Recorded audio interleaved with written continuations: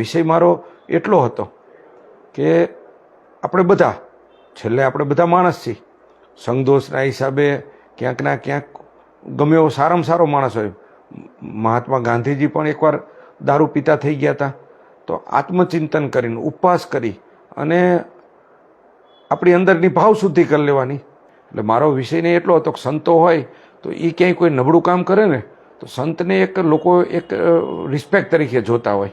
હવે એ નબળું કામ કરવા માટે તો સંતની જે આભા હોય ને એ તૂટી જતી હોય છે. એવી રીતે આ બાબતોમાં ક્યાંય કરે ને તો શ્રદ્ધા ડગી જાય. વિષય એટલો હતો, એ સહજ વિષય હતો.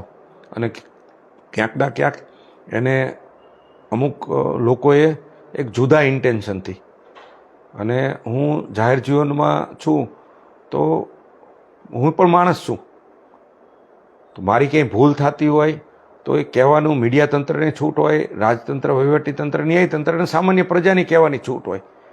પણ સતત આની ભૂલ શોધવી, ઓડિટ બે રીતે થાય, એક ભૂલ સુધારવા માટે થાય ને એક ભૂલ શોધવા માટે થાય. મારી ભૂલ સુધારવા માટે ઓડિટ કરવાનું બધાને રાઈટ જ હોય, પણ સતત હું જોતો હોઉં છું કે ભૂલ શોધવા ઉપર જ કરે છે. તો ભૂલ શોધવા કરશું તો બધામાં ભૂલ નીકળશે, શોધવા કરતાં ભૂલ સુધારવા કરી તો એ દિશામાં કામ થશે. એટલે મારી આજે ભાવનાને પોઝિટિવ રીતે દરેકને લે એટલી મારી વિનંતી છે.